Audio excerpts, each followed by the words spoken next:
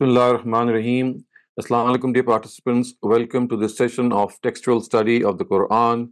Once again, a reminder for all of you that please make this literal and idiomatic translation useful to yourselves by noting down the meanings, by looking at the structures that I point out to, because this is going to help you in understanding the Quran directly without even learning Arabic. You will be able to make sense of the Quran if you follow this method a little diligently and also do some hard work, because as I said, words they keep repeating, and when you get the feel of these words and the way they are translated, you will automatically make sense of the whole structure of the Arabic language. And this is, mind you, without even knowing the Arabic language, and it has worked wonders with a lot of people. So let's start off with this exercise. It says, the first verse is, Ya ayyuhal lazina amanu la ta'kulu riba adha'afa mudha'afa. So, Ya ayyuhal lazina, Ya ayyuha is actually invocative, which means, oh, al-lazina, those who, amanu, professed faith, la, don't, ta'kulu, consume, riba, interest, az'afa muza'afa, this is one compound word, and you can translate it as doubling it many times or increasing it many times. Literally it would mean, oh, those who believe, don't consume interest, doubling it many times. Wattaqullaha la'allakum tuflihun. So wa and ittaqu means to fear. Allah is God. Wattaqullah, and fear God. La'allakum, so that you. So la'alla is so that, and kum is you. La'allakum, so that you. Tuflihun, achieve salvation. So wattaqullaha la'allakum tuflihun would mean fear God, and fear God so that you achieve salvation.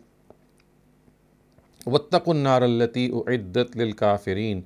Wattaqu, again, and fear, or in fact the word ittaqu would change its meaning here, because now the word that is right next to ittaqu is not God. So whenever the word ittaqu comes with God, the meaning is to fear God or to be conscious of Him.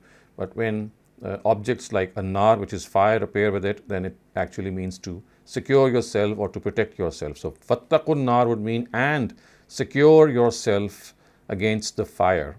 Allati, which, u'iddat, has been prepared, lil, for, kafirin, the disbelievers. So, and protect yourselves and secure yourselves from the fire that has been prepared for the disbelievers. وَأَطِيعُوا اللَّهَ وَالرَّسُولَ لَعَلَّكُمْ تُرْحَمُونَ. Wa, and ati'u is obey. Allah, God. وَأَطِيعُوا اللَّهَ, and obey God. Wa, and ar-Rasul, the messenger. لَعَلَّكُمْ, so that you. Turhamun, are shown mercy. So you can see the structure quite similar to the previous verses when it says لَعَلَّكُمْ تُفْلِحُونَ لَعَلَّكُمْ تُرْحَمُونَ. So لَعَلَّكُمْ, of course, meaning so that you. So وَأَطِيعُوا اللَّهَ وَالرَّسُولَ لَعَلَّكُمْ تُرْحَمُونَ would mean, and obey God and His messenger so that you are shown mercy. Turhamun, shown mercy. Wa, and sari'u. So sari'u means to run. Ila, towards. Maghfirah, forgiveness. Min, from. Rabbikum, your Lord. Wa, and. Jannatin, paradise. Arduha, whose vastness. As-samawat, the heavens.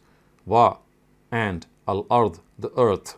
So samawat, of course, is the plural of sama, and literally it would mean, and run towards forgiveness from your God, and paradise, vast as the heavens and the earth. So I've just split the words. Now, if I make sense of these words, it would be, and run towards the forgiveness of God and towards the paradise whose vastness is like that of the heavens and the earth. So it is as vast as the heavens and the earth.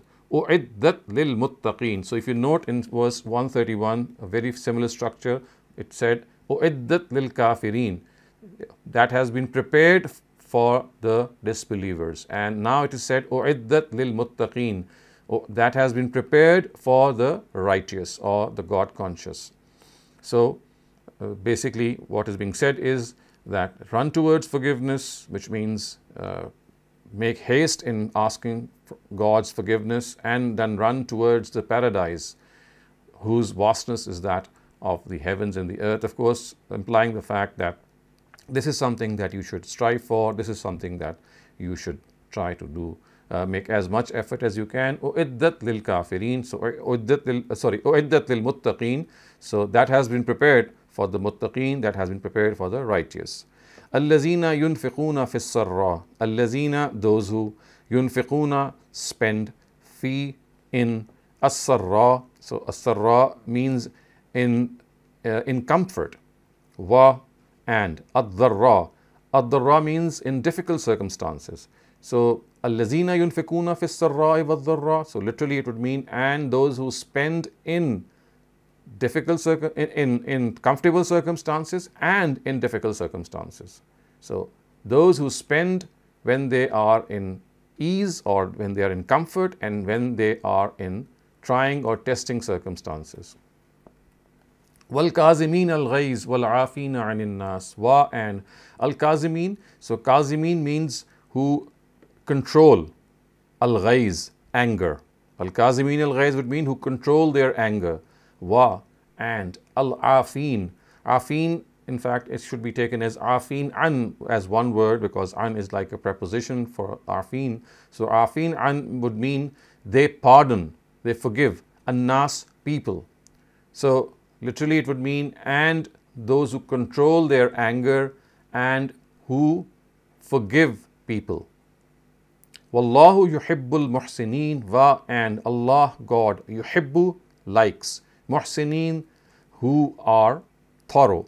So, word muhsinin, of course, comes from the word ihsan, and it means to do something in a thorough way, in a very befitting way, in the way it should be done. So, wallahu yuhibbul muhsinin would mean that God loves those who are thorough. وَالَّذِينَ إِذَا فَعَلُوا فَاحِشَةً أَوْ ظَلَمُوا أَنفُسَهُمْ. Wa, and. Allazina, those who. Iza, when. Fa'alu, do. Fahishatan, something vulgar. Aw, or. Zalamu, are unjust. Anfusahum, to themselves. So, literally it would mean, and those who, when, do something vulgar or do something in which they are unjust to themselves. Zakarullah. So, Zakarullah means they remember God. Fastaghfaru li zunubihim. Fastaghfaru, and therefore they ask for forgiveness. Li zunubihim, for their sins. So, zunub is the plural of zamb, and zamb means sin, and of course zunub would mean sins. So, fastaghfaru li zunubihim would mean, and they seek forgiveness for their sins. وَمَنْ يَغْفِرُ الذُّنُوبَ إِلَّا اللَّهُ. Wa, and. Man, who. Yaghfiru, forgive. Az-zunub, the sins. Illa, except. Allah, God. So, literally it would mean, and who forgives sins except God. And idiomatically also it's something very close, and who can forgive sins except God. So, the fastaghfaru li zunubihim, they ask for God's forgiveness whenever they do something vulgar or they wrong their souls or are unjust to their souls. They immediately remember God, Zakarullah, and then what they do is they ask for His forgiveness for their sins, and who else but God can forgive them. وَمَنْ يَغْفِرُ الذُّنُوبَ إِلَّا اللَّهُ. So, idiomatically it would mean, and who else but God would forgive their sins. وَلَمْ يُسِرُّوا عَلَى مَا فَعَلُوا. Wa, and. Lam, not. Yusirru, insist. Ala, on. Ma, that. Fa'alu, they did. So, and not, they insist on what they did. Or in other words, they do not insist on what they did. وَهُمْ يَعْلَمُونَ. And they know about it. So, which means that they do not insist what they did, and they very well know. They very well know what they did. So, أُولَٰئِكَ جَزَاؤُهُمْ مَغْفِرَةٌ مِّن رَبِّهِمْ. أُولَٰئِكَ, it is they. جَزَاؤُهُمْ, whose reward. Jazaa'uhum, whose reward. مَغْفِرَةٌ مِّن رَبِّهِمْ. Maghfirah is forgiveness. مِّن رَبِّهِمْ, from their Lord. So, their reward is forgiveness from their Lord. Such people, it is such people whose reward is forgiveness from their Lord. Wa, and. Jannah. Jannat means orchards or gardens. tajri, flow. Tajri min actually is one word. Min is a preposition of tajri. So tajri min, flow. Tahtiha, below the orchards. Hal anhar, rivers. So literally it would mean and orchards below which rivers flow, or orchards below which streams flow. Khalidina fiha, khalidina forever, fiha in it. They will be in it forever. Wa ni'ma ajrul amilin, wa and ni'ma, what a grand, ajr, reward, al amilin, who do good deeds. So what a grand reward this is for those who do good deeds. So in other words, when it is said that the reward of such people is that they will be forgiven by their Lord and they will enter paradise which has orchards beneath which rivers will flow and they will remain in it forever. So these are the things which are promised. And then it is said, وَنِعْمَ أَجْرُ الْعَامِلِينَ, and what a grand reward is this for those who do good deeds. So amilin, so of course amilun or amilin is the plural of amil, and amil is someone who does deeds. So here the context is good deeds. وَنِعْمَ أَجْرُ الْعَامِلِينَ قَدْ خَلَتْ مِنْ قَبْلِكُمْ سُنَنٌ فَسِيرُوا فِي الْأَرْضِ فَانْظُرُوا كَيْفَ كَانَ عَاقِبَةُ الْمُكَذِّبِينَ. قَدْ خَلَتْ. So qad is indeed khalat, past, which means have passed. Min qablikum, before you, have passed before you. Sunanun. So sunanun, of course, is examples, and the word is the plural of sunnah, and sunan is its plural. It's also translated as practices, but here, of course, the context means, or the context says that the word sunan refers to examples. So qad khalat min qablikum sunanun would mean and examples have passed before you. Examples have gone before you. And because of the word sunan has this lack of defining noun article over it, so it will actually refer to a number of sunan. For one, of course, it cannot refer to one practice or one example, because it is said several practices. So in other words, it would mean that several practices or several examples have passed before you, which means that there are many examples that have passed before you. There are a number of examples that can be cited that have passed before you. فَسِيرُوا فِي الْأَرْضِ فَانْظُرُوا كَيْفَ كَانَ عَاقِبَةُ الْمُكَذِّبِينَ. Therefore, siru means to roam about. Fi, in, al-ard is land. So roam about in the land. Fanzuru, and take a look. Kaifa, how. Kana, was. Aqiba means the consequence of the fate.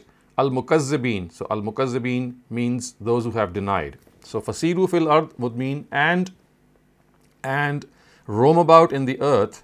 Fasiru fil ard, and roam about in the earth. Fanzuru, and observe what was the fate of those who had denied.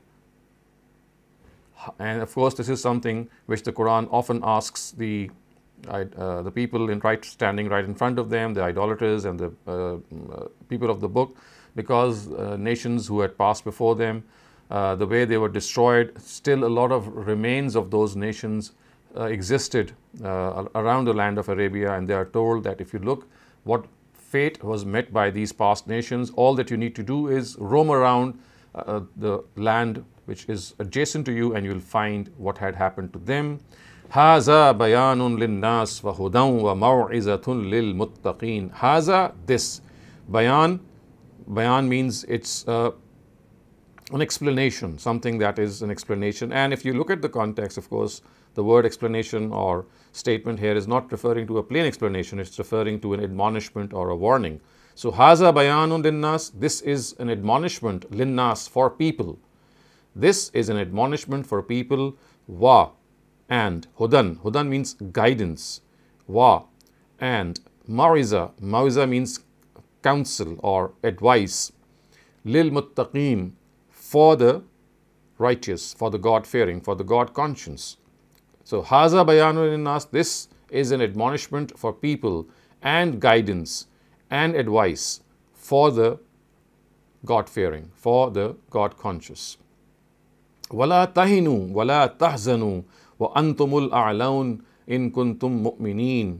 Wa and la not. Tahinu, so tahinu would mean that you should not despair. Wa and la not. Tahzanu, so tahzanu would mean be sorrowful. So wala tahinu wala tahzanu would mean don't despair and don't be sorrowful.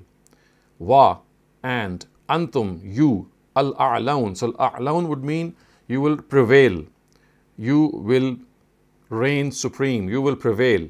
In, if, kuntum, you are, mu'mineen, true believers. So here the context is that if you are really true believers, then you do not need to despair, you do not need to be sorrowful, because you are going to remain dominant, you are going to prevail. Antumul a'laun, you shall prevail ultimately if you are true believers. In kuntum mu'mineen. In yamsaskum karhun faqad massal qawma karhum mislu. So karhum means an injury or some wound.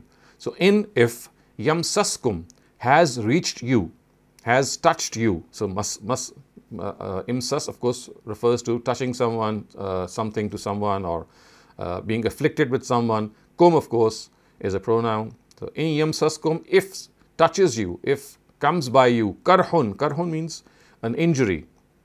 Faqad, therefore, massa, touched, al-qawm, here the context is of course the enemy nation, well, otherwise the word actually means nation. But the way it is used here, it refers to the enemy nation. Massal qawm karhum mislu. Then a similar karhun, a similar injury was afflicted upon your enemy earlier on. Of course, the word earlier on is suppressed here. So in yamsaskum karhun would mean that if some injury has come upon you, if some harm has come upon you, a similar harm had come to your enemy earlier. Of course, referring to what happened at the Battle of Badr, because this was something that we are recounting in that took place in the Battle of Uhud.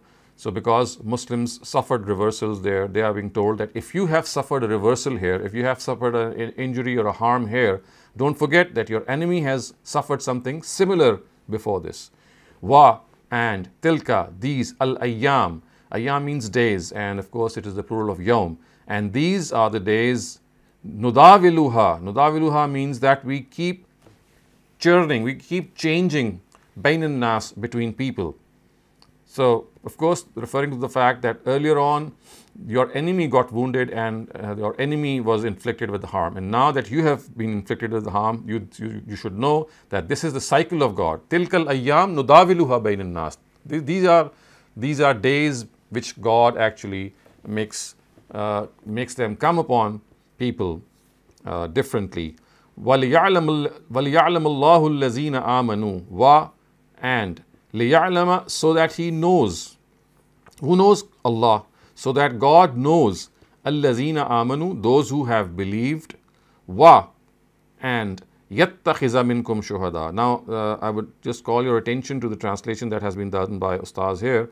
And he has, if you look at the translation, it says, and we alternate these vicissitudes among you people, which means that these days, good and bad days, they come to people one after the other. Now the words are liya'lam Allah. The word ya'lama actually, when it is used in this sense, it refers to not just the knowledge of God, but to test, for the purpose of test. Liya'lam Allahu allazina amanu would mean so that God may know the true believers, and then it says, and sift out those who by laying their lives, wa yattakhiza minkum. So yattakhiza is actually sift out, or to make minkum, from you, shuhada, martyrs. So in other words, there is a suppression here, and just before wa yattakhiza minkum, which has been unfolded in a translation. So and sift out those who by even laying down their lives, bear witness to the truth. So this is a structure that we have to understand here. It's slightly technical, but I'm sure you'll understand that. وَلِيَعْلَمَ اللَّهُ الَّذِينَ آمَنُوا would mean so that God knows who are the true believers, so that God is able to test who are the true believers. Now, وَيَتَّخِذَ مِنْكُمْ شُهَدَاءَ, if translated literally, would mean, and so that He can make shuhada from you, so that He can make martyrs from you. But of course, this would not make sense, and it automatically shows that there is something which is suppressed immediately before that. that has been revealed by Ustaz in his translation. It says, and those who by even laying down their lives bear witness to the truth. So you see, minkum shuhada basically is to become a witness to the truth. So how can a person become a witness to the truth when he is fighting, or when these days they come from one point and then they alternate in different manners? So that the only way is that if you are laying down your lives in such battles, if you sacrifice your lives and God gives you this opportunity, that is what is implied here. وَيَتَّخِذَ مِنْكُمْ شُهَدَاءَ, who even by laying down their lives bear witness to the truth. وَاللَّهُ لَا يُحِبُّ الظَّالِمِينَ wa, and la, not. Yuhibbu, likes. Al-Zalimin, the unjust. So literally it would mean, and God not likes unjust. Or idiomatically, and God does not like the unjust. God does not like people who oppress. Hisallahu alladhina amanu wa yamhaqal kafirin. And wa, and liyumahhisa.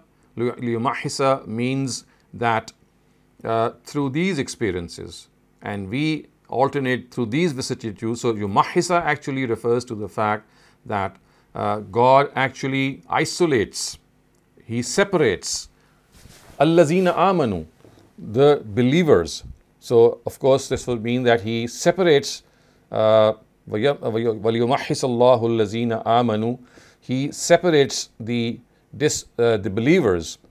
وَيَمْحَقَ الْكَافِرِينَ, and He destroys the disbelievers. So in other words, what happens, what is stated here is that God brings these days in which at times one nation is on top of the other and at times the other one is on top of the other. So it's like saying that when God makes these vicissitudes happen, these different circumstances happen, the purpose is that He wants to sift out, He wants to separate the believers, and He wants to destroy the disbelievers, because of course when they pass through this trial, then clearly when believers lay down their lives, they become distinct by offering themselves for martyrdom, and no one can point a finger at them. And وَيَمْحَقَ الْكَافِرِينَ, and because of such trials and such battles, the disbelievers also become prominent, and as a result also get destroyed. So these vicissitudes, these alternate days in which good and bad things befall people, they are made to happen because on the one hand, the good people are made distinct by their sacrifices, and at the same time the bad, or the kuffar here, as you can see is the meaning here, they are destroyed. أَمْ حَسِبْتُمْ أَن تَدْخُلُوا الْجَنَّةَ وَلَمَّا يَعْلَمِ اللَّهُ الَّذِينَ جَاهَدُوا مِنْكُمْ. Or if hasibtum, or you have thought, or have you thought, an, that, tadkhulu, you will enter, al-jannah, paradise, wa, and lamma, not as yet, lamma, not as yet, ya'lam, known, God, Allah, God, al-lazina, those who, jahadu means who fought or who tried their best, jahadu minkum, who tried their best from among you, wa, and ya'lam as-sabirin, ya'lama, and knows, as-sabirin, those who persevere. So literally it would mean, do you think that you will enter paradise? Am hasibtum, do you think, do you, that you will enter paradise? وَلَمَّا يَعْلَمِ اللَّهُ الَّذِينَ جَاهَدُوا مِنْكُمْ, when God has not even yet seen or not known, الَّذِينَ جَاهَدُوا مِنْكُمْ, those who have undertaken the struggle of jihad, wa, and يَعْلَمَ الصَّابِرِينَ, those who have shown perseverance. So how can you enter paradise when you don't pass through these trials? And as a result of these trials, God is able to know, of course He knows in His knowledge, but He would like to prove it to you as well, that who among you are really fighting for the cause of God, and who among you also persevere. وَيَعْلَمَ الصَّابِرِينَ. Wa, and laqad, indeed, kuntum, you, tamannawna al-maut, tamannawn, desire, tamannawna, you desire, al-maut, death, and you did desire death, min qabl, before this, antalqawhu, before you actually saw it, before you saw it in front of you. So وَلَقَدْ كُنْتُمْ تَمَنَّوْنَ الْمَوْتِ would mean, and you actually desired for death before you actually saw it. فَقَدْ رَأَيْتُمُوهُ, and now you have seen it. You earlier on desired that you should see death, so it was like just a desire, and now that you have seen it, فَقَدْ رَأَيْتُمُوهُ, and now it is in front of you. رَأَيْتُمُوهُ, you have seen it. وَأَنْتُمْ تَنْظُرُونَ, and you have stared right at it. Which means, of course, in that battle, when you were desiring that death should come to you, and when it actually came to you and you saw it, you stared it in its eyes, then you got to know what would happen. فَقَدْ رَأَيْتُمُوهُ وَأَنْتُمْ تَنْظُرُونَ.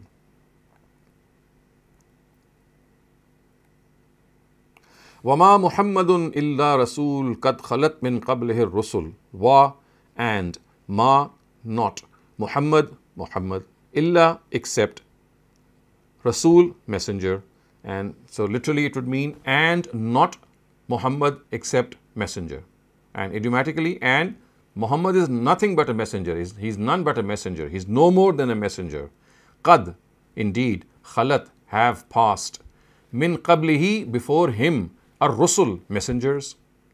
So messengers have lived before him as well, messengers have passed before him as well. Khalat, before, min qablihi, before, khalat means past, and min qablihi, before him. So messengers have passed before him, or in other words, they have passed away before him, or they have lived before him. Afa immata aw qutila. So afa immata, if he dies, aw, or qutila, is killed, in qalabtum, would you turn back, ala, on, aqabikum, on your heels. So what is being said here is that, do you think that Muhammad would have lived forever, or he would have eternal life? Because we know that in the Battle of Uhud, there was a rumor spread that the Prophet had passed away, and this had caused a lot of consternation amongst the Muslim ranks. So they are being told that, suppose that he had died or passed away, is this something new? Because previous messengers also had died or passed away. So why do you think that if this would have happened, although it did not, but why do you think it's strange that your Prophet could not have died? So they are being told, afa immata aw qutila, had he died or killed, so would you have turned on your heels? Meaning that, for example, if he had died or he had achieved martyrdom, that was his case. But what you got to do with that? Would you then just turn on your heels? Would you just run away from the battlefield? That should not be the case, because you have to do what you're responsible for. Wa, and, man, who, yanqalib ala aqibay, this is one word, as you can see from the previous also, inqalabtum ala aqabikum, something very similar, and he who turns on his heels. وَمَن يَنْقَلِبْ عَلَىٰ عَقِبَيْهِ, he who turns on his heels, فَلَنْ يَضُرَّ اللَّهَ شَيْئًا, therefore, lan, certainly not, yadurra, harm, Allah, God, shay'a, slightest. So he who turns on his heels, therefore he certainly does not harm God. What is meant here is that if you turn back or you revert back, you will not harm God in any way, because that is not going to in any way change his plans, because he is going to always reward those who are grateful, as has been said in the next verse. وَسَيَجْزِي اللَّهُ الشَّاكِرِينَ. Wa, and, sa, soon, yajzi, reward, Allah, God, ash-shakirin, those who are grateful. So وَسَيَجْزِي اللَّهُ الشَّاكِرِينَ, and soon, so seen here is, or sa here is to connote the meaning of soon, and soon reward God the grateful. This is the literal translation, or idiomatically it would mean, and soon God will reward the grateful. وَسَيَجْزِي اللَّهُ الشَّاكِرِينَ. وَمَا كَانَ لِنَفْسٍ أَن تَمُوتَ إِلَّا بِإِذْنِ اللَّهِ كِتَابًا مُؤَجَّلًا. Wa, and, ma, not, kana, was, linafsin, that a soul, antamuta, that it die. So what is that? And everyone, وَمَا كَانَ لِنَفْسٍ أَن, and every soul that dies, وَمَا كَانَ لِنَفْسٍ أَن, and every soul that dies, illa, except, bi'iznillah, at iznillah, with the permission of God. Kitabam muajjala. Kitabam muajjala, it means something that has been written for him. So in other words, a person who dies with God's leave, with God's permission, only does so in accordance with what has been written for him. Kitaban, mu'ajjala. Kitaban means written, and mu'ajjala means that has been destined, or kitabam mu'ajjala in other words would mean in accordance that has been written for him. وَمَنْ يُرِدْ ثَوَابَ الدُّنْيَا نُؤْتِيهِ مِنْهَا إِلَّا بِإِذْنِ اللَّهِ كِتَابًا مُؤَجَّلًا وَمَنْ يُرِدْ ثَوَابَ الدُّنْيَا نُؤْتِيهِ مِنْهَا.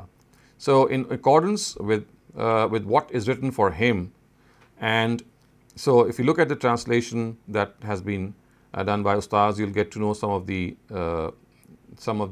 suppressions that he has revealed in brackets. So it says, you gave up and forgot the fact that everyone dies with the permission of God only in accordance with what is written for him, and also forgot that he who desires, so that is the next part. So basically what is being said is that you forgot that everyone who dies with the permission of God, it's not that he dies haphazardly or without any plan. It is according to what has been written for God. Ajjala, something which is to be done as a destined thing. Like ajal, the word we know is used for death as well. For وَمَنْ يُرِدْ ثَوَابَ الدُّنْيَا نُؤْتِيهِ مِنْهَا. Wa, and man, he who, yurid, intends, ثَوَابَ الدُّنْيَا, the reward of this world, nu'tihi, we give it to him, minha, from it. Minha, from it. So he who desires the reward of this world, we give it to him from it. Wa, and man, he who, yurid, intends, sawab al-akhirah, the reward of the hereafter, nu'tihi, we give it to him, minha, from it. Wa, and sanajzi, we reward, ash-shakir, or in fact we surely reward, or we soon will reward, ash-shakirin, the grateful. So literally it would mean, and he who desires reward of world, we give it to him, and he who desires reward of the hereafter, we give it to him. So that is the literal translation. But of course idiomatically it would mean that he who desires وَمَنْ يُرِدْ ثَوَابَ الدُّنْيَا, and he who desires the reward of the next world, we are going to give it to him, and he who desires of this world, we are going to give it to him, and he who desires the reward of this world, we are going to give it to him. And وَسَنَجْزِي الشَّاكِرِينَ, and we shall definitely reward the grateful. Shakirin, those who are grateful. And shakirin, of course, is the plural of shakir, and shakir means grateful. وَكَأَيٍّ مِّن نَبِيٍّ قَاتَلَ مَعَهُ رِبِّيُّونَ كَثِيرٌ فَمَا وَهَنُوا لِمَا أَصَابَهُم فِي سَبِيلِ اللَّهِ وَمَا ضَعُفُوا وَمَا اسْتَكَانُوا وَاللَّهُ يُحِبُّ الصَّابِرِينَ. Wa, and كَأَيٍّ, so كَأَيٍّ means how many, min nabiyyin, from among the prophets, qatala ma'ahu, qatala means fought, ma'ahu, with them, ribbiyuna kathir. So ribbi basically is the singular of ribbiyun, and it means divine, godly people, or people who are very pious, and kathir means a lot. So how many a prophet were there with whom a lot of godly people fought? That's the idiomatic translation. Of course the literal would mean, and how many from amongst prophets fought, and with them fought the godly people a lot. So a lot of godly people fought with many a prophet. That is what is implied here. Fama wahanu. So fa, therefore, ma wahanu. So ma wahanu would mean that they were not daunted. They did not lose hope. Lima asabahum. Lima, what they, asabahum, or lima would mean what. Asabahum, reached them. So they were not daunted with what reached them. In other words, they were not daunted with what losses that they suffered. Fi sabilillah, for the cause of God. Wa, and ma dha'ufu, not. Dha'ufu means they did not in any way show any weakness. Wa, and mastakanu. So istakana means to surrender or to give up. So they did not in any way feel anything that could daunt them when they suffered in the cause of God. They did not show weakness. Wama za'ufu, they did not show weakness. Wamastakanu, and they did not surrender. Wa, and Allah, God, yuhibbu, likes, as-sabirin, those who persevere, and God likes those who persevere. وَمَا كَانَ قَوْلَهُمْ إِلَّا أَنْ قَالُوا رَبَّنَا اغْفِرْ لَنَا. Wa and ma not. Kana was. قَوْلَهُمْ their statement. Qawl statement. Hum their. وَمَا كَانَ قَوْلَهُمْ and their statement was illa. So in fact literally it could be said as and not their statement except. Ma is not and illa is except. And not their statement except would mean and their statement is nothing but an qalu that they said. What did they say? Rabbana, O our Lord, ighfir lana. And when we read it jointly, it would be Rabbana ighfir lana. O God, have mercy on us or forgive us. Ighfir lana, forgive us. And what to forgive us? Zunubana, our sins. And their statement was Rabbana ighfir lana or Rabbana ighfir lana zunubana. And God, forgive us our sins. Wa and israfana and our excesses. Fi in amrina in our affairs, and forgive our excesses in our affairs. Wa and thabbit. Thabbit means to really make us ground our foot, and of course that is something which is coming up. Aqdam of course is the plural of qadam, and qadam means foot, and of course this is also an idiom. Sabbit aqdamana means make us strong of foot or make us firm of foot, of course referring to the fact that make us persevere. Wa and unsurna or vansurna and help us. Unsurna, help us. And when we read it jointly with the waw, it would be vansurna. Vansurna and help us ala against al qawm, the nation, as al kafirin, the disbelievers or these disbelievers. So it would mean and they and not their statement except that they said. In other words, it would mean and their statement only was that they said, O Lord, forgive us our sins and our excesses in our affairs and make us persevere and help us against these kuffar, these kafirin, these disbelievers. So God's answer is فَآتَاهُمُ اللَّهُ ثَوَابَ الدُّنْيَا وَحُسْنَ ثَوَابِ الْآخِرَةِ. Fa therefore, atahumullah, God gave them sawab ad-dunya, the reward of this world, wa husna sawab al-akhirah, and the best reward of the hereafter. So when they prayed that God make us firm on foot and help us and forgive us our excesses and forgive us our sins, so this was their prayer, and the answer was that God actually rewarded them with this world or the rewards of this world, and also the best reward of the hereafter. Wallahu yuhibbul muhsinin. Wa and Allah, God, yuhibbu, likes, al muhsinin, those who are thorough. And wallahu yuhibbul muhsinin would mean and God likes those who are thorough. So with this we come to an end to today's complete idiomatic and literal translation of the verses from 130 to 148. And if you have any questions regarding this passage and the translations that we have done, please ask them. And if there are no such questions, then maybe we can also move on to some general questions. अस्सलाम वालेकुम। वालेकुम अस्सलाम। Doctor साहब, यहाँ पर जो मौत का जिक्र किया जा रहा है, वैसे तो सारे कॉन्टेक्स्ट में वो अलग बात है, लेकिन आम तौर पे जो आम लोगों की मौत का वक्त है वो भी उसी तरह अल्लाह ताला ने लिख कर रखा हुआ होता है कि जैसे ये बात होती है कि जैसे अगर एक पायलट है, उसकी एक गलती की वजह से सारे के सारे लोग जो उसमें से उसकी गलती से जब जहाज क्रैश होता है तो सब मरते हैं, और या इसी तरह जैसे अभी मोटरसाइकिल वालों को वो कुचला है एक खातून ने, तो वो उनके उसमें मौत लिखी जाएगी कि उनकी गलती की वजह से है या मतलब अल्लाह ताला ने वो लिख दी है चीज कि उनकी मौत इसी तरह होनी है। इसका थोड़ा सा वजाहत करिएगा। So you see, I mean, the way things will happen is just known to God, but He does not drive people in any way or force people or make them do what they did. So if it happened because of a mistake, then the mistake is something which the person will commit, and that mistake will result, for example, in the injury or death of some other people. So it's not that God has, I mean, like programmed that woman that she's going to, out of her carelessness, do that. God just knows what's going to happen. So what is actually going to happen will be done through the free will of the person.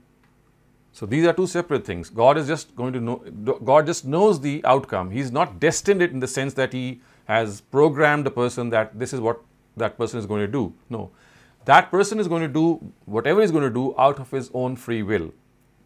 And that is how things will take place. And that is how everything in this world takes place. But whatever we would do in future or we are doing at this moment is in the knowledge of God. So it's like saying that God has foreknowledge of what is going to happen, but He's not making those things happen by His own volition or by His own will. People are going to do it themselves. But what they will do is in God's knowledge. Thank you so much for that, Dr. Salim. Akram Bhatti Saab, you may unmute your mic and ask your question. अस्सलाम वालेकुम sir sir same thing अभी जो आपने फरमाई और बहन ने पूछा is it fair or correct to understand that Allah write our Qismat this way, that if this situation will arrive in his or her life, and if we act this way, this will happen.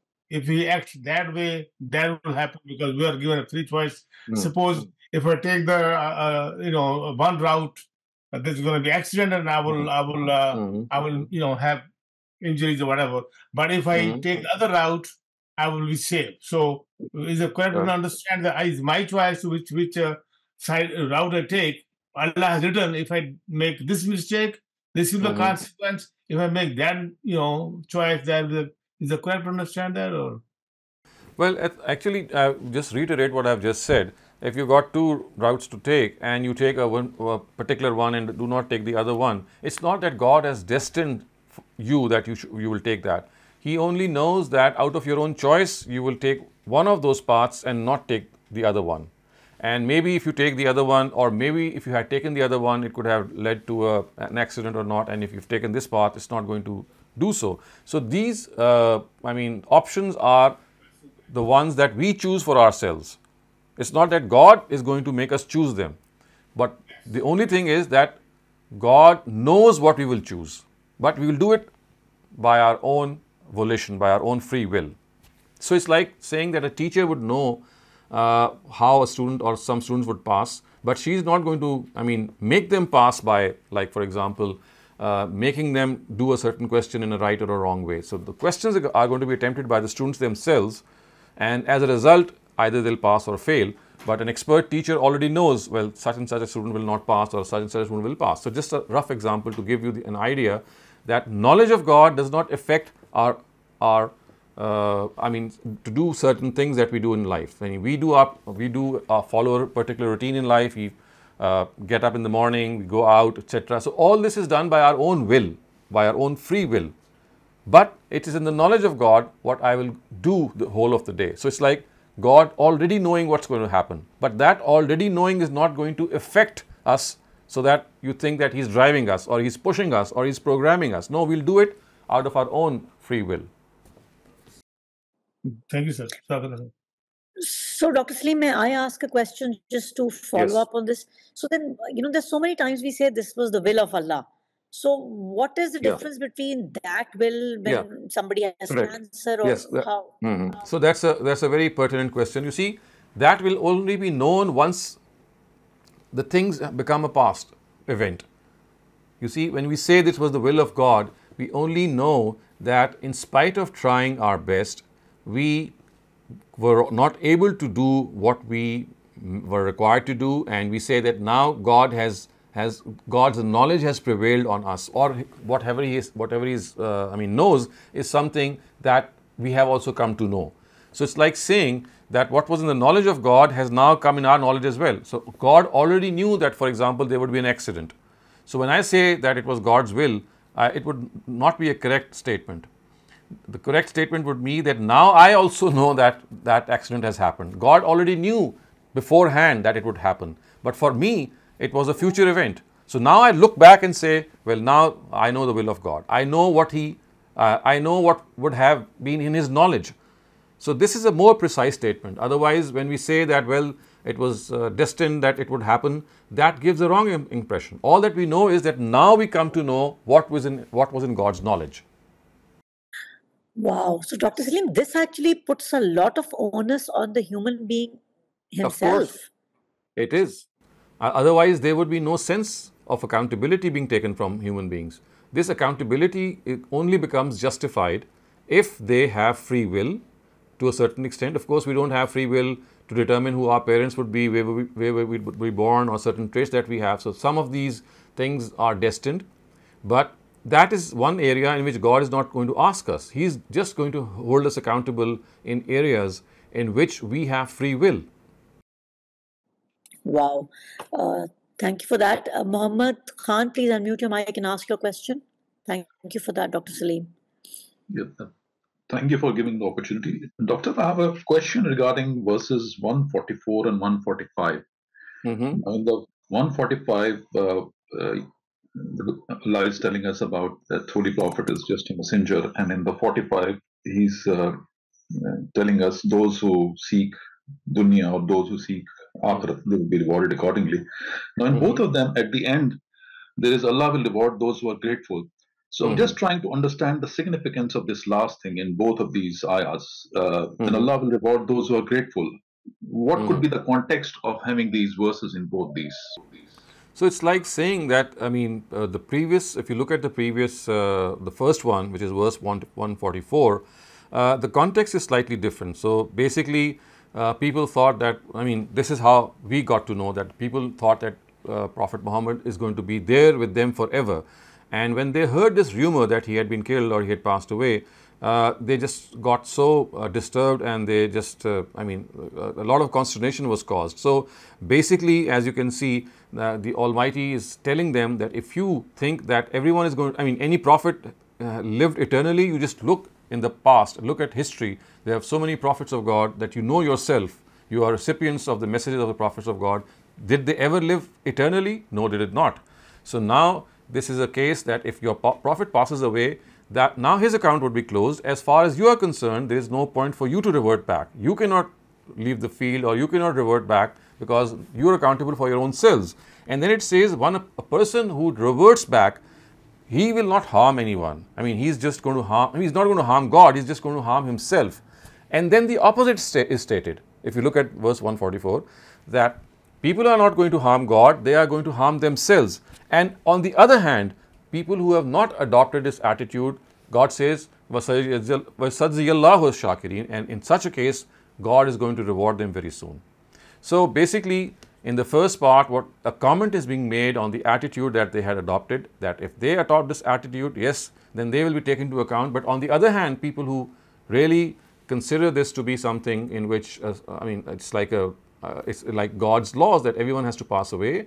And if a prophet has passed away, but I am still, responsible for what I do, and I'll be held accountable, so I must play my part. So about them it is said that those who understand this, then God is going to reward them. So this is the context of the first. And the second one is, of course, again, like a comment, it's like an emendation, like an istidrak, that a person who is going to seek the hereafter, God is going to give him the hereafter. It's like your own intention. And if you don't intend the hereafter, God has no problem with that. If you want the reward of just this world, that is also fine. But those who are after the reward of the hereafter, God is not going to deprive them in any way. وَسَنَجْزِي الشَّاكِرِينَ, and He's going to definitely reward them as well. So one is concerning an attitude in this world, the previous verse, and the other one is concerning how a person would fare in the hereafter. In both cases, God says that he should not in any way, in any way should rest assured, he should not get disturbed, because as far as the reward is concerned, that is perfectly safe. So both are very close to one another, but have a different context. Well, thank you for the doctor. Just one thing. So in both the verses, they are grateful for what? They're grateful for the same thing in 144, 145, or they're grateful of different things in 144, 145? There's grateful of what? No, I mean, grateful to God in all circumstances. Remember, in the previous context, it said that people who, in all circumstances, they spend, in whether they are in comfort, whether they are in ease, whether they are in trial. So basically, they are people who, in all circumstances, regardless of whether they were in comfort or whether they were in some form of difficulty, they still chose to remain thankful to God. So people who are thankful to God in all circumstances. Thank you. Thank you for that, Dr. Salim. Dr. Muhammad Asif, you're up next. Please ask your question. This is regarding verse 143, where it has been mentioned, وَلَقَدْ كُنْتُمْ تَمَنَّوْنَ الْمَوْتِ. Here, تَمَنَّوْنَ الْمَوْتِ. Obviously, in routine, تَمَنَّوْنَ الْمَوْتِ cannot be considered as a desirable thing. If we keep in the contextual, the context of these verses, is this specifically referring to something like Qitale Uhud or something else? It's referring to Shahada, I mean, martyrdom. Every person has a desire. It's not death that is being referred to here, it's martyrdom, to die for the cause of God. So this is like a desire that all of us should have, or I mean, at least this is a pinnacle for all of us, that if we are going to bear witness to the truth and we say that, God, let me die for your cause. So, وَلَقَدْ كُنْتُمْ تَمَنَّوْنَ الْمَوْتِ means that you had this desire to die for the cause of God, to die as a martyr, to die as a shaheed. And now that you have seen it, you've gotten this chance. It's like telling them that, remember, there was a time that you desired that, God, I'm going to give up my life for you. And now you've got the time, and now you're showing, and now you're becoming cowards. So it's like telling them that this is your chance to win God's favor by laying down your lives. So, Dr. Salim, I have a chat question. Can you please explain verse 145 when it says that those who ask for the reward in this world will get it, and those who ask for the reward in the hereafter get that? Is that being said sarcastically? Does this mean to convey that one should ask for the latter? No, it actually means a person who confines himself to this world, and he says that, well, the reward of this world is sufficient for him, and he has no, I mean, nothing for the hereafter. So about people, we know from the Quran that the disbelievers, they get in this world what good deeds they do, they are repaid in this world, and because simply they don't have any desire for the hereafter. So God says, if you don't have any desire for the hereafter, He has no intention of giving you any reward for the hereafter, because you never had that desire. So, but since you did certain good deeds, so for those good deeds, the reward will be given to you in this world. But people who are pious, people who are, righteous, they desire the reward of the next world. And at other instances, it has been clarified that not only are they given that reward for which they desire in the hereafter, but they are also given the reward of this world. So basically, this is a comparison of a mentality. That one mentality is that you don't have any qualms, you don't care about the hereafter, and said, I just want to live this life and have my rewards here. So God says, وَمَنْ يُرِدْ ثَوَابَ الدُّنْيَا نُؤْتِي مِنْهَا. So if you want just the reward of this world for the good that you have done, then this is not an issue with God. He is going to do that. But then you will have no share in the hereafter. However, people who would like the reward of the hereafter, not only will they get that reward, but and many a time they will be rewarded in this world as well. Thank you for that, Dr. Salim. I have another question. In the context of the free will discussion, how do we interpret the actions of suicide? If it happens, would it mean it was destined? How will that action be dealt with by Allah? You see, suicide is murder. It's just that you're killing your own self. When you murder a person, I mean, you can murder someone else, you can murder yourself. But the fact is, it is murder. So it's like having an intention. I mean, just try to understand this by simply thinking that you're after the life of someone. That someone could be yourself, and that someone could be someone else.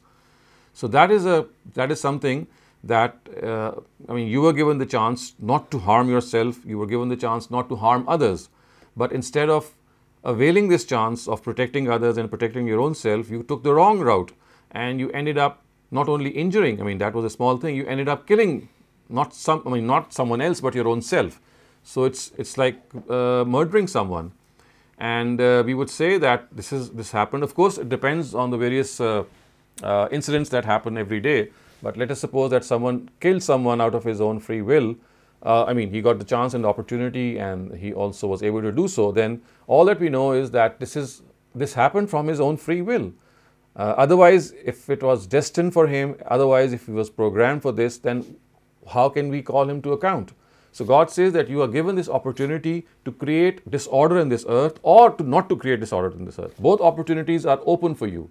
And because this world is a place of trial and test, the Almighty does not interfere in that. He lets things happen the way a person would like. Yes, at times, there could be instances in which He does not allow things to happen, but then they are very special circumstances. In most cases, what happens is that you are able to accomplish what you have in as your intention. And that is why if that is something wrong that you have committed, then you'll be called to that account. So suicide is just a form of murder. The only thing is that you're murdering not someone else but your own self. Can I ask a question, just a follow-up on this? So Dr. Salim, do you think, because the Western world has glorified suicide and linked it up to other issues, do you think it has kind of clouded our interpretation of it also? Because the more we read in the Quran, it seems that, the traditional interpretation of it being a great sin is true. As I said, it's murder. I mean, look at the fact that you are murdering someone. That someone is just your own self. Look at the fact that the Western world should they do have this. Of course, they do think that murdering someone is the condemnable thing. I mean, this is still there. All that they need to reflect is that now this someone is yourself. I mean, instead of pulling the trigger on someone, you are pulling the trigger on your own self. Just a difference of the object, so to speak. So the thing is that I think what the matter has to be discussed in the context is that what are the circumstances maybe which lead a person to take his own life or her own life. So that is a more pertinent question. And for example, if a person is passing through extreme misery, he could be in the form of a lot of sickness, some terminal sickness, some painful ailment. It could be because of circumstances in which you are not able to make your ends meet. You are extremely in a position of severe poverty. You don't have meals to even for a day for your own children. So it's like desperation coming over you for various reasons. So the thing is, does that desperation be a reason enough to take your own life? So the stance of the Quran is that this life is a trial and test. If you are passing through trying circumstances, for example, because of some disease, because of poverty, because of any other reason, then you have to actually try to be a person who is going to fight these circumstances and be patient in them and be grateful in them, thinking that this is your real test. And if you're going to just, submit yourself or consign yourself to these circumstances, this is like giving up. So God does not like you to give up on your own self. You have to fight, you have to go forward. And having said that, there could be certain exceptional cases. For example, if a person loses his mind and then takes his life or her life, maybe that's an exception, because in this case, you're not doing it, out of your own intention. Now you've lost your mind and you're doing that. Similarly, there could be instances in which a person blows up himself in enemy ranks. There's a war going on, and you know that that is something that you can do by blowing yourself up amongst the enemies to kill them, because the war is going on. Similarly, there have been instances in which a solo plane was crashed by a pilot in order to save the lives of the people who were living on the ground. So again, it's like taking your own life. Similarly, there could be other instances in which some justification could be thought of, but without any such justification, in which you are just trying to end your misery and not realizing that this misery is a form of your trial, that is something which in my understanding, God would not entertain. All the cases that you've said, Dr. Salim, they're all exceptional cases, with somebody being mentally ill or with literally pathologically, physiologically ill. Yeah. That's one thing. What Rashid Minhas did was as exceptional. So I understand what you're saying. Okay, thank you so much for that. Ruhi Rasool, we have no raised hand, so you can ask your question to yesterday's session. Sir, I want to ask that yesterday we discussed metaphysical and philosophical aspects discussed in Quran. So, and your answer related to vertical and horizontal levels in the Quran. So, can you just explain with a few examples from Quran about vertical and horizontal levels regarding metaphysical and philosophical aspects? You see, once again, if you go back to the words that were used, is that when this worship, which is the essence of religion, it tries to establish metaphysical basis with the Almighty, then how does that come about? So metaphysical basis is that how do you connect to God beyond this world? How your connection, which I spoke of in the vertical sense, that when you connect to God, who is, I mean, of course, just as a metaphor, He's above you. So that vertical path that you follow is beyond your physical world. You have to have some connection with God. So that connection is through, or those metaphysical bases are basically how you would like to believe in Him and how you would like to behave towards Him. So one is faith and the other is morality. So that is why the metaphysical and ethical basis of our relationship with God manifest in our faith, our forms of faith, and in our moral behavior. So basically, these are the metaphysical bases that connect us to God, that connect us as a human being to His Creator. That was what I was trying to explain. And in contrast to this, we have the Sharia, in which these morals or these tenets of faith, they are given certain shape. Now, to give you an example, a metaphysical basis would be that I should remember God. I should keep Him in remembrance. But when this remembrance is given a certain shape, it becomes the prayer. It becomes charity. So now I have that raw thing which was there in the form of my God, remembering God, which was like having a connection with Him. Now that has transformed into a regulation, into a regimen, into a certain routine that I'll follow. So that faith or that moral basis, once it defines limit for itself, it becomes in a routine, it becomes in a discipline. For example, remembering God was a general thing, but now it is said that you remember Him in this way, pray 5 times, and the way to pray is like this and this. So that remembrance is given a particular shape. So that was being explained, that when you connect to God in that form, in that vertical form, in that raw form, the way that you connect to Him is through faith and through morality. But then when that faith and morality is given a certain distinct form in which it is given a shape, then it becomes part of the Sharia. So for example, remembering God was something that you should have done morally and ethically. But when you do so in a particular way, now it becomes a Sharia. Similarly, I mean, there could be other examples, but I've tried to make it very simple. Sir, can we say that the faith in the story of God's creation of Adam and all the related story with it is a vertical faith? I think that is an entirely different thing. You don't mix it up with the happenings of this world. The examples that I gave was that when the essence of religion, when it connects itself to various realities, how does that manifestation take place? You see, we were discussing the essence of religion, and we came to know that the essence of religion is ibadah, which means khushu wa tazallul, which means being humble and serving towards God. These are just words. Now, how can we be humble and serve and lead a life of servitude towards God? So that needs some more regimen. It needs some more detail. So that was being explained, that when this ibadah, when this attitude of servility and humility, it describes or it prescribes certain limits, it becomes a Sharia.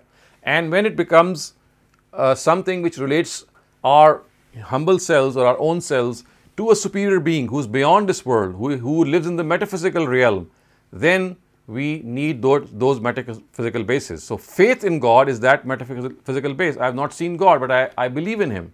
So that is my metaphysical basis of connecting myself to God. So this particular area that I was trying to explain specifically relates to that, that how does that worship or how does that essence of religion ultimately manifest into a whole system of beliefs which is called religion. Assalamu alaikum, sir. Wa alaikum assalam. The question is like a wisdom of Allah in these verses is that He on His knowledge base knows that. Can you hear me? Yes, of course. Okay. So the wisdom here is that Allah, based on His knowledge, knows that the Muslims have a weakness in their belief. Because of the Battle of Badr, they were kind of thinking that wherever difficulty comes, Allah's and angels' help will come. So there was the concept here that Allah wants that confusion should be clear, that in the path of Allah there should be difficulty, and also that the answer to the Munafiqeen and Mushrikeen, they were conspiring against Muslims that, oh, there is no Allah, no angels helped you in Badr. It's just the circumstances happened, and see, you got defeated. So can you elaborate a little bit more on that belief? So what's the Allah's wisdom that He was seeing this before time and created this incident, or after effect? Yes. So you see, in the times of God's messengers, the Almighty has asked His prophets to, to shorten the whole exercise. You see, what happens is that in our own times, when we are living, things are not always consequential. They don't produce results. You don't know about the results. What happens is that in the times of God's messengers, results are to be produced in the lifetime of a God's messenger. And when I talk about results, I mean reward and punishment. So in order to become or make reward and punishment possible within the span of, let's say, 30 or 40 years, which is the lifespan of maybe a preaching prophet in a certain area.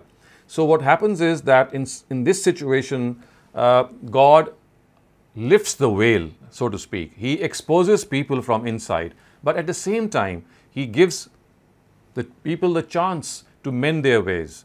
And in order to do so, He creates circumstances so that they can learn from these circumstances. For example, take the issue of the Battle of Uhud, which you just raised.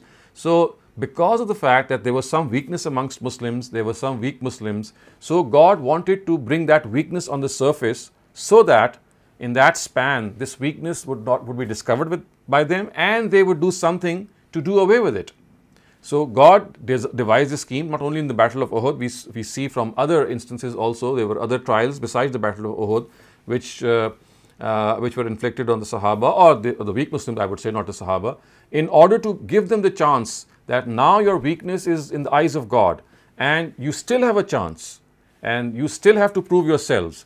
So instead of not giving you a chance and let the whole thing be pushed under the carpet, God is providing you with this opportunity to discover this weakness in you and then make amends and enter God's paradise, so to speak. So that in those 30 or 40 years of a messenger's preaching, the result which had to be announced, or which is generally announced in his lifetime, is done so. So for this, the scheme of the Almighty is that He makes people pass through these trials in case there is some weakness. So what happens is that sometimes these trials, they help people, because once they get to know their weakness, they try to overcome it, and hence they become better people. So this is like God's mercy on them. And what also happens is that there are certain other people, certain other types of people who, when get to know their weakness, they become even more indifferent, and they say, okay, we don't care. So God's trials actually exposes both these extremes. On the one hand, it exposes these extremists that who were at the time hidden, they were not exposed, but these circumstances totally expose them. Look at the fact with Abdullah ibn Ubay. Remember, he started off with the Muslims, and when he saw the enemy, 300 of his people, he just backed away. So actually, he was amongst the Muslims, but this exposed him that he was actually not part of them, because he just ran away with his people. So these trials not only expose people, but at the same time, people who are weak, people who might be standing at the border, at the edge, they are given the opportunity that they get to know that this is their weakness, and if you are able to overcome it, you will still be in the good side of things. So that is how things are made to happen in the lifespan of a messenger. So therefore, you'll see this happening a lot in the Quran. So at one instance, you'll see in Surah Fath, for example, when the truce of Hudaybiyah took place, the Almighty says that the war would have taken place. He would have allowed war to take place, but He did not allow it to take place because there were several Muslims still in Makkah. Still they had concealed their faith, and they were trying to become better people, or trying to increase their faith, and that is why God did not allow that clash to happen, because they would have been killed. And now that they have given more chance, it was a chance given to them so that they would now mend their ways. So in the time of God's messengers, these are special occasions in which, in order to produce results in a short span of time, God either exposes people or gives them the chance to mend their ways. Thank you, sir. Shukriya. Thank you so much for that, Dr. Salim. We have no more questions. Can I open the forum for general questions? Yes, please. Just if anybody has any questions, please raise your hands. Dr. Salim, I have a question while we're waiting for people. So my question to you was that, Muslims, they should not marry outside their faith, as in, or like, where I've read somewhere that, Muslim men can marry women of the book, and then Muslim women can't. Does the rule apply to both men and women? That's my question one. And question two was, what is the difference between the should not and the could not? They should not marry or they could not marry. How would I understand that? So first of all, you have to understand that what the Quran wants is that Muslims should marry amongst Muslims, and marrying with the people of the book is a second option, is an option which is given because in the times of the Prophet, the people of the book had come up at par with the Muslims. A lot of things which had caused confusion had been erased, and they had, in the case of halal food, for example, in the case of many other things, they had come very close to the Muslims, but for the fact that they still believed Jesus to be the Son of God. I'm talking about Christians, for example. So yes, the Almighty said that, well, if in case you would like to marry a woman from the people of the book, then in circumstances in which Islam holds dominance in a country, because now it would be that the woman who comes to your home, she will be living in subservience to those dominant traditions, and she would be, maybe she would be inspired or motivated to even accept Islam, or if she would not do so, then she would live in subservience to those traditions, which in other words would keep her in check, for example, in not spreading that thing to her children. And that is something which Islam wants, that the children should grow up on Islam. So this was like a second, like a concession, or maybe a second option given to Muslims of those times. And that is precisely why Muslim women were not given this option to marry Christian men, or men from the people of the book, because this would have led the other way around. And this, because in our structure, men are the head of the family, women or wives are basically not head of the family. So the family structure would have been such that a Christian would be the head, not being the head in the sense that we think he's the head, but a Muslim wife would be answerable to a Christian husband, just so to speak. And this would have, of course, been something that would have been a challenge to her, and a lot of other decisions, because it's basically the final authority rests with the husband in case of a clash. So there could have been a clash of things as well. So in order to avoid that, this permission was not granted in the reverse side. But in the essence of it, we have to understand that even with Muslim men marrying Christian women, even this permission, if you read the Quran, you'll see that it was allowed in circumstances when Islam was the dominant force in a particular place. So today, while we are living in the West, we have these marriages taking place. Yes, by name maybe, or by law, this could be something that is acceptable. But if you look at the essence of things, you'll find that you are actually putting the I would say the dominant belief of Tawheed or monotheism in danger, and jeopardizing it, not only for the family that you are creating, but for your children as well. So it is not something wisely, I would not suggest it in all wisdom, unless of course there are a lot of things that are taken care of. So does that rule still apply, as in where it is recommended? If you look at the context of the verse, it's not a condition that whenever you marry a Christian woman, it has to be in an area in which Islam is dominant. It is, if you look at the context, you see in Surah Ma'idah, where these details are mentioned, it says Al-Yawm ya'isal lazina kafaru, or Al-Yawm akmaltu lakum dinakum. So the word Al-Yawm means that now in Medina, now that Muslims are prevailing, they are the dominant force, Now you are given this permission as a second option. If you would like to do this, you can do that.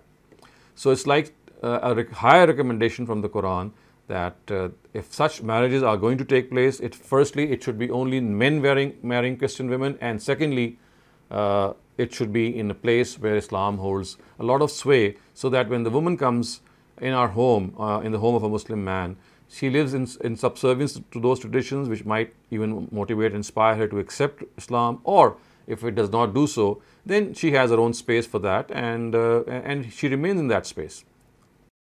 So, if I'm answering someone who asks me this question, so does that still apply? Like a Muslim man can marry a woman of the book, but a Muslim woman can't?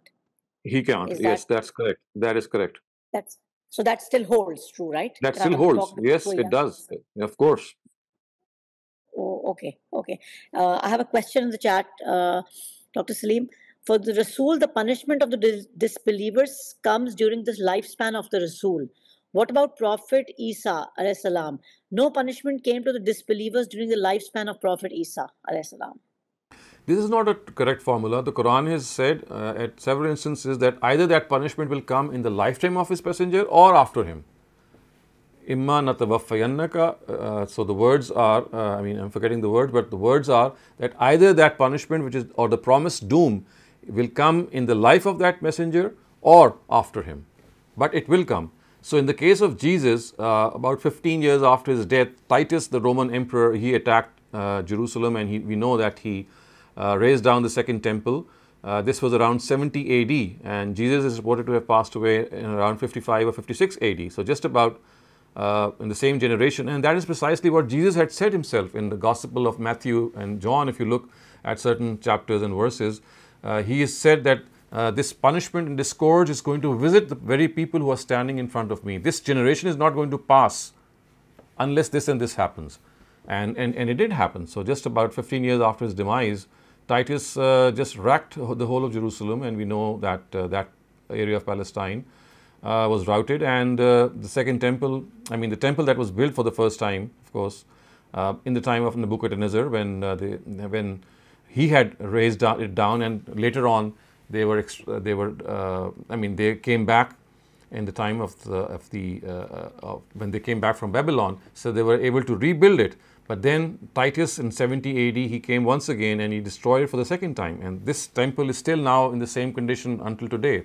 And they are waiting for the third temple to be built. Thank you for that, Dr. Salim. We have some time, so if anybody has any questions, this is the time to raise your hand. Otherwise, we will be ending the session. I have a follow-up question on the discussion. Yes, please go ahead. Please go ahead. Ask your question. Okay. That's how we are talking about the mixed marriages, and you said that a man can marry a Christian woman because he will be dominant. He will be a dominant force in the house. But in the Western countries now, a lot of girls are marrying non-Muslim men. They say they become Muslim. Sometimes some people think that the boys became Muslim just to marry her. After that, you don't see any practice. So would that be so? That's wrong. Well, in the eyes of the law, we cannot do anything if he is legally Muslim. But of course, that is wrong in the eyes of God. So remember, the law does not look at what is in the heart. The law is just going to see what is apparently said by the word. So in essence, it would not be correct, and this would mean that God is going to really hold that person to task, because he did not really accept religion. All he did was that he just tried to fulfill the legal requirement so that the marriage could take place. So that's just like fulfilling the legal requirement, and just as in the case of other things, that when you don't do something in spirit and you're just doing it for the heck of it, or just to pass through the motions and just to satisfy the law, then you're just satisfying the law, you're not satisfying God. So he will still be a sinner in the eyes of God. We cannot say the hypocrite or not, because the question comes back that how many Muslims they don't practice either. Yes, of course. That's also besides the point. But you see, the thing is that there are so many Muslims who might not be practicing, but then the fact is that they'll also be taken into account by God. So that they'll have the same fate as a non-Muslim who merely becomes a Muslim so that the legal requirement is filled. I mean, that non-Muslim will have the same scenario as a non-practicing Muslim who is already a Muslim but he's not practicing. So there's no difference between the two. It's a big worry here. Like I'm here in States for like 52 years, and now the third generation is growing up, and we have seen society gone to, and that's a worry, very, very so. So, Dr. Salim, just continuing on this, if you're explaining to a young adult girl and a boy, it's very hard as a parent to explain to them. I think that yes, you see, what happens is that this is only, I mean, this is only explicable, I would say, when the boy and the girl give due value to Tawheed and monotheism. You see, unless they have this significance of monotheism properly understood, you'll not be able to make sense to them. So in such circumstances, it's best just to leave it to them. You see, such things can only matter to those for whom monotheism, for whom a person who is dedicated to God alone is something that matters. If that is not a matter to someone, if that is not something which is important to someone, you just cannot force or, I mean, do something when the basics are not correct. So you see, they have to be correct on in the foundation. The foundation is that your love for monotheism, or in other words, you should realize that God wants people to dedicate entirely to the creed of monotheism. Not a single speck of polytheism should be theirs. So even amongst Muslims, there are so many Muslims who, in spite of being Muslims, they engage in practices which are close to polytheism. They go to the graves of saints, they prostrate there, and they do all kinds of things. So you see, it's like sensitivity towards the creed of monotheism that can make a person, do this. So when boys and girls are doing this, instead of arguing that why is it that the men are allowed and women are not allowed, what should be told to them is the importance of monotheism, and also told to them that why, if this exception is given to men, it is just like a second option. It's like not something which is, recommended. And the circumstances should be such that you know that a woman who's going to raise a child, that child is going to be really affected by her own beliefs. So if she goes to the church or she calls Jesus as God, it's a very, strong chance that her child is also going to do the same, unless, of course, strong measures are taken. So I think the creed of monotheism, the importance of that creed has left us. And since we are not able to communicate this to our children, to our younger lot, the importance of it, and why is it that we are answerable to one God, and why is it that one God is a big issue for Muslims. So, any other argument is not going to convince them. You have to start from the basics. That is true, Dr. Salim, but a boy and a girl can argue back. So it's sometimes like, in the sense that a girl can say that I'm as strong. I can hold on to my belief of monotheism. So then again, there's a difference between that gender equality where they say that God has preferred a man and... No, actually, it is here that you have to tell them it's not the gender equality which is in question, it is the family structure which the Quran has prescribed. Otherwise, you see, this question can arise even without this. People can question that why is it that men are given this position of being the head of the family. So that gender inequality can arise regardless of being the people of the book or not. Even amongst Muslims, the question can arise. So again here, the thing that has to be impressed upon them is not that this is in any form of gender inequality. It is basically giving a role commensurate to one's own temperament and responsibilities. Men are given this role of being the head of the family because they are asked to earn for the family. They are the breadwinners, runners of the family, and hence they are given this position. Women are not, it's not made compulsory upon them in any way, not mandatory upon them in any way to earn for the family, whereas it is compulsory on men. So you see, it has to be understood that this is not gender disequality. This is basically different roles being assigned to different genders. Okay. Thank you so much for that. That makes a lot of sense. Dr. Muhammad Asif, please ask your question. Can you keep it short because we have one more question? In Surah Al-Baqarah, in verse 221, it's mentioned, and give not your daughters in marriage to al-mushrikun till they believe in Allah alone. So here the word is al-mushrikun. Would you like to explain, is it specific to the mushrikeen of that time? And if you kindly, with this context, if you kindly explain. Yeah. So the word, I mean, we are talking about people of the book who were primarily monotheists, but they were deviant monotheists. So the concession that was given, or the second option was given, was regarding people who were primarily monotheists, but they had deviated from that monotheism.